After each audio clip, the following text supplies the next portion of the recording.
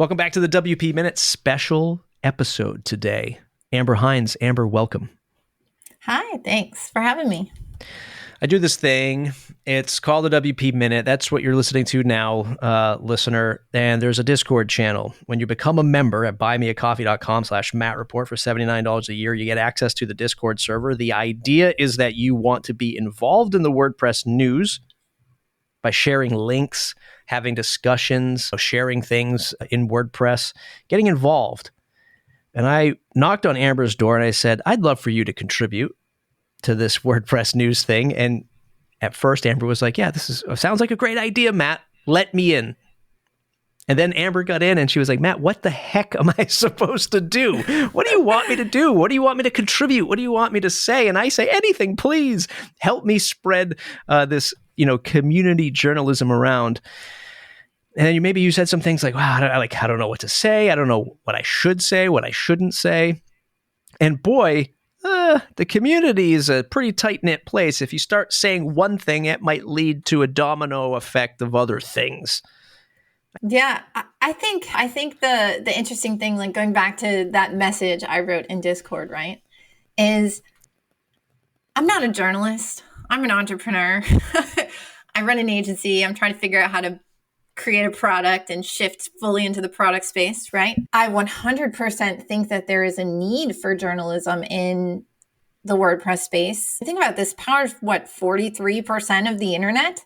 How is it like, I don't know, and every once in a while there might be an article related to WordPress on TechCrunch, maybe once a year, twice a year, like I don't even know, which is crazy if you think about it. It's like this whole part of tech that's being ignored by what we think of as more like standard. I read AP News, I see stuff about social media companies. I don't see anything about the software that powers this huge percent of the web, right? And so obviously I feel like there's a need for us to have journalism around it because it does impact so many of our businesses, not just those of us that are like running WordPress-based businesses like mine, but all of the businesses that are not WordPress businesses, but they're powered by WordPress, like every e-commerce store that runs on WordPress, every small business website, every huge enterprise membership thing, right? Like they all run on WordPress. And there's not much there. But then there's this question of, and you came to me and you asked me, will you contribute about accessibility, which I would love to do because it's my passion and I want to promote it. And originally I was like, yes, this would be great. And then I get this weird, like, where's my conflict of interest? I'm not a journalist. I'm an entrepreneur. And at what point am I sharing news that maybe I know about because somebody privately came to me, right? Like there's this whole thing, and like, how do I balance that? And I don't know, this was a very long, rambly answer to your question, but I think we need journalists. We probably need actual journalists who are committed to investigative reporting and can put out the information that we need. Those of us that are running WordPress businesses or have a WordPress website, what are the important things they need to know? What do they need to know about the community? But that are maybe less worried about, like they just, every time they talk to someone, they're like, is this on the record? This is on the record, right? In a way that maybe those of us volunteer contributing, it's more challenging. Yeah. Because then we have to weigh like, what is the impact of this on my business if I say X, Y, Z, right? Yeah. It probably relates back to my poor packaging of what I call contributors and producers in the WP Minute, and getting folks to contribute. Really, to me, it's about building out a platform for folks to share their thing for a variety of reasons. Either one is because I've got things to say and I don't even want to take the time to build my own platform, nor do I want to support a long-term platform, i.e. a podcast, a newsletter, a YouTube channel. So you could turn to the WP Minute to use it as that outlet to get your thing out. And then there's people who just want to leverage it, maybe like you, where, hey, I'm a product builder, I have a business, and if I'm involved over here, just like one might, and I hate to even compare myself to this, but one might join a chamber of commerce to kind of network and get to meet people. You might do the same thing over here at the WP Minute. And then, so there's a few different camps. And there's people who just like generally just want to creatively get something out. Michelle Schulp comes to mind as a perfect example because she does a 1-minute clip on mind and body on the podcast that goes out, or she does it once a month. So it goes out every Wednesday. So there's just folks that I look at it as, hey, they want to explore these things, not realizing the weight of the word journalism when I ask people to do this, right? This is my own. Yeah, I heard that word and I just like thought all kinds of crazy. Right? Am I supposed to have a license for this before I do this? What is my ethical obligation to contribute to WordPress journalism? Yeah. Or not? Yeah. And there's also checking, right? So do you know, and I have no idea, I'm asking this question. I feel like I see in that actual news, I don't know, not that yours isn't actual news, but I don't know. I don't know how to say this, like big news, right? When we think about like major news outlets, I see stuff about Shopify more frequently, or probably Shopify is the one that I feel like I've seen the most news about. Maybe some Squarespace or Wix here and there. Maybe Shopify the most. But I feel like I have seen that more than things related to either WordPress or Automatic. And I don't know if that's an impression that you have had. And if so, why do you think that is? What do you think is driving that? Is it that Automatic is not trying to get news? They're trying to kind of fly under the radar, and WordPress, the open source project, doesn't have any sort of effort for PR? Yeah, I would say that number one, Shopify is a publicly traded company.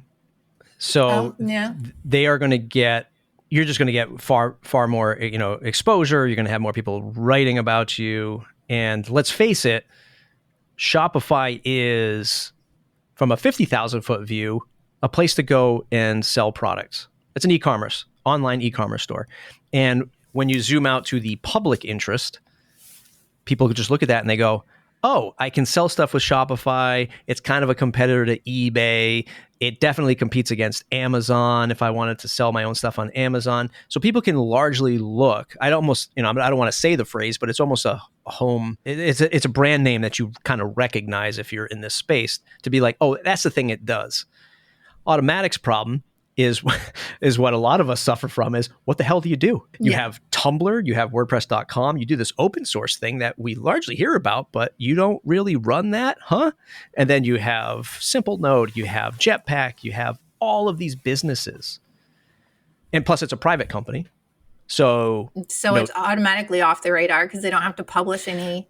Yeah, automatically off the radar. Or reports, yeah. Right. And then you get but when you have like a Salesforce come in and add to your cap table, then of course those things start to make a splash. Matt's been surprisingly showing up on MSNBC a lot lately, which I find really intriguing. Like, is he going to run for president? You've heard it here first. Like, is there going to Mullenweg 2036? I can't do the math of when the next thing is, but yeah. So I think like Shopify is just a big target, and it does one thing.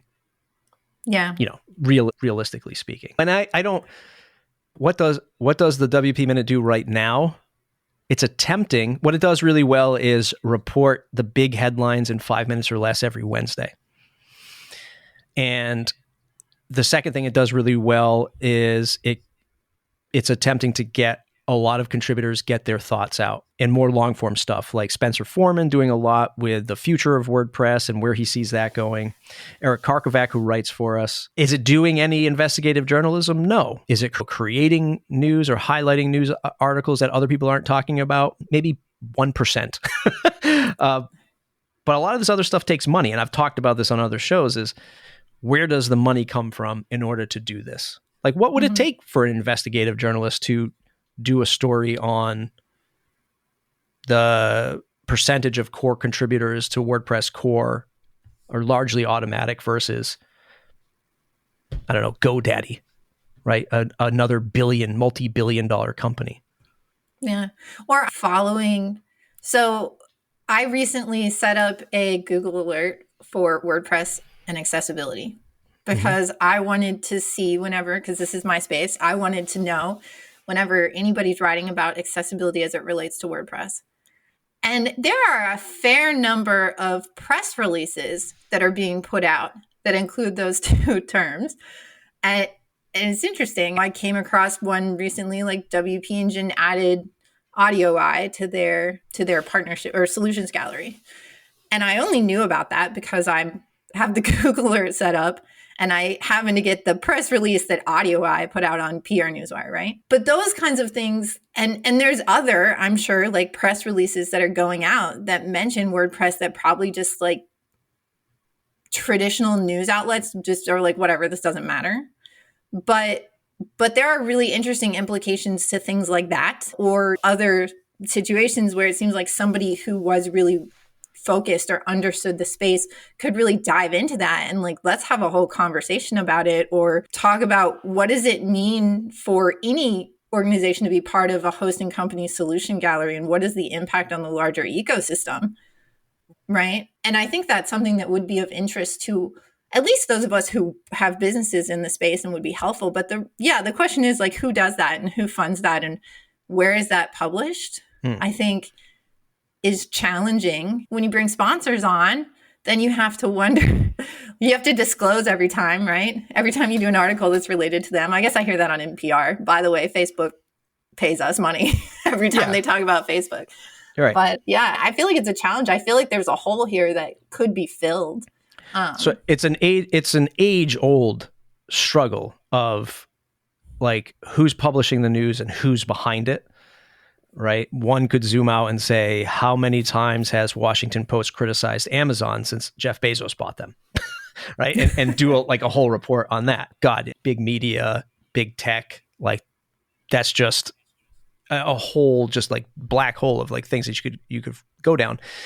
Number one, to solve the issue that you brought up of like, hey, saw this Google alert. I think this is important. What you got to do is go into the Discord server, go into the links channel, drop that link in and say hashtag link squad, because that's how we curate this news to get it out in front of other folks, right? That's a little like setting up a flare to say, hey, there's this thing over here. And I think this is very important. See, now this goes back to my personal, like, what if I'm trying to build a relationship with them and I don't want to seem critical of them or any company, right? Like that's where I think it gets challenging when you're also approaching it from like your bottom line is as a business owner, not a journalist. Like when do you highlight that and when do you not? And that's kind of a challenging thing that I've been thinking about.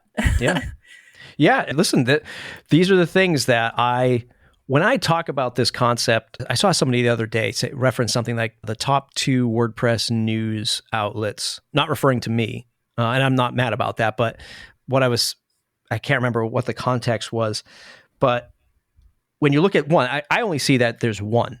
There's only one staffed WordPress news website that I know of, and that's WP Tavern. Yeah. And it's funded by Audrey Capital, which is Matt's investment company. And I'm not even saying that there's any kind of bias there, because I feel like, at least from what I've seen, Sarah Gooding has done a lot of great, true journalistic pieces, right? Like when I say that, I'm not even like, don't even look at what I do in that light. She does just an amazing job. But when I look at it from the formality of what a WordPress news journalism site looks like, that's the only one. It's the only one that I know.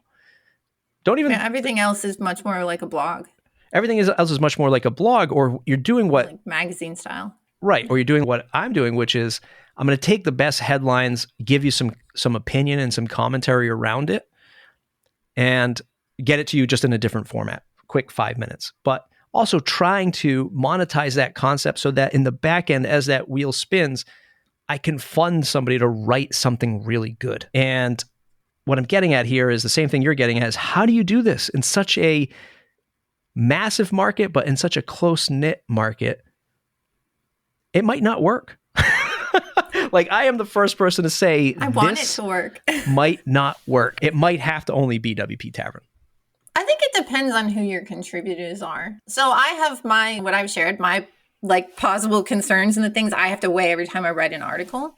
But I think for somebody who maybe their primary income stream is content creation, whether they're a podcaster or a blogger, maybe a course creator, rather than an agency or a product-based business that's more interested in like having partnerships with other organizations. It's hard because sometimes the content creators have affiliate relationships and that's where a huge amount of their income comes from.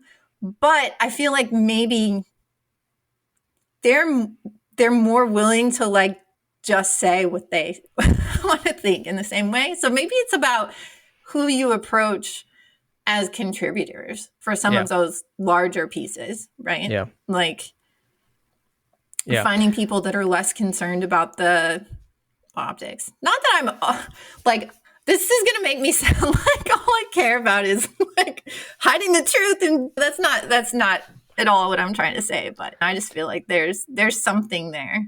It's funny. When I was first getting this off the ground, one of the first things I did is like, see if I can try to find folks to contribute. And so again, if you're listening to this and you say, yes, I have a story to tell, I want to have a platform, please just reach out at thewpminute.com and let me know. If you want to write a piece, you want to do a minute podcast, you want to do a 10-minute podcast, whatever, just pitch me.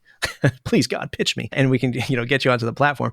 But when I interviewed some writers, and I totally get it, a few of them were saying things like, hey, how much can you pay? It's like, how can I do this in business sense where I'm making money and I can reinvest it? I'm like, I had a few $100s. And they were like, yeah, and I'm not a charity. And I'm like, well, listen, you can't come in saying you super care about WordPress news and then expect to get paid thousands of dollars per article, because it just doesn't make business sense. I can't afford it, number one, and there's not enough advertisers, not enough traffic, a little chicken and the egg kind of thing with a media site. So I think you're right. I guess basically is what I'm getting at is maybe it's the mindset of going after people who are already content creators, and those who aren't. I'm not saying you're afraid, but those who don't mind, saying things that might impact their business. It's not I didn't say that the right way, but you get my point. Is like, maybe people just don't want to contribute because they're afraid of that. And I totally get it. Like, I totally get not saying something because you don't want to affect a future partnership or with another developer or agency, hosting company. Yeah. I think probably who your contributors are is it's going to evolve, right? And so in the beginning, it probably is a lot of people that care about WordPress personally and want to contribute and are open to, right, contributing for free and understand like the reality of a new podcast and because I know you also have written content, right? A new website that doesn't have traffic. And then over time, with the quality bringing in more traffic, then maybe the answer is this could turn into another like WP Tavern, right? I think the biggest challenge or competition for WP Tavern is that WP Tavern is in everyone's WordPress dashboard. Oh, so you want to talk about unfair competitive advantage? Yes, like it is 100%. All of their content is in front of however many millions of sites in the world without even doing anything, and so like that's going to be the biggest challenge there, right? Like, how do you take that on? Maybe you got to go write a proposal about how there should also be the WP Minute podcast episodes listed in there, right? And try and convince people that makes sense. But I think like at that point, if it can grow and there's enough traffic, then maybe the answer is like hiring a staff writer or a staff podcaster that has zero connection to WordPress, but is good at what they do as a journalist or a podcaster and is willing to come in and learn it and write these more like impactful pieces of investigative, right, journalism that kind of dives into things and thinks critically about things. And I think from a like thinking high level, I think it would be helpful for our community to have that outside of Tavern and outside of something that is owned by Automatic. Audrey Capital. Let's just let the facts be the facts. Okay. It's not Capital. Exactly Automatic. Yeah. I tons of thoughts. I do want to wrap up because what you've done here today is you've contributed. You've contributed your voice, your opinions to the airwaves of the WP Minute. So I just got to figure out how to do it on my own in 60 seconds and send you over a minute on accessibility. Yeah, or you can have a 10-minute show, just like Spencer and Dave Rodenbaugh. Too, dear listener, and Amber can have your this public radio station that we're doing here. You can have some airtime. So I think the biggest takeaway I'm taking from this, though, this little conversation we've had, is I shouldn't take the word journalism so seriously. It's okay to have, like, you have op-ed podcasters too. Yes. And that's okay. It doesn't all have to be 100% straightforward, hard-hitting WordPress journalism. No, 100% not, right? Because there's not enough of it in this space. And going way back to what you said about Shopify is like, hey, people, these are all private companies anyway, all of us. When I did the interview when Pippin sold Sandhills Development to Syed at Awesome Motive, the DMs and the comments that I got were, you didn't ask how much they sold for. You didn't ask like what they were going to do in upsells and if they were going to change the price. All of these things that, yeah, what do you want me to do? They're privately held companies. Like they don't have to talk about this stuff. Like everyone thinks like they're going after Amazon or Microsoft or Facebook when they listen to a WordPress podcast. We're not. There's nothing. Half that stuff, they might not even legally, like they probably have contracts in place that say they can't. Like I listen to all kinds of podcasts about selling your business, and literally everyone is like, they dance around and give some vague answer because they can't tell you the specifics of their deal. Right. And why would any business owner get on there and be like, oh yeah, and in a month we're going to double the prizes and yeah, exactly. Nobody's going to answer that. So it seems silly to even ask the question. Yeah. It's just like, you can make your own assessments. What's going to happen, roughly what everyone's doing. So Amber, thanks for hanging out today. Therapy session. It's a WordPress news therapy session for me. Where can folks find you to say thanks? You can find me online at equalizedigital.com, or I'm on Twitter, and it's very hard to spell.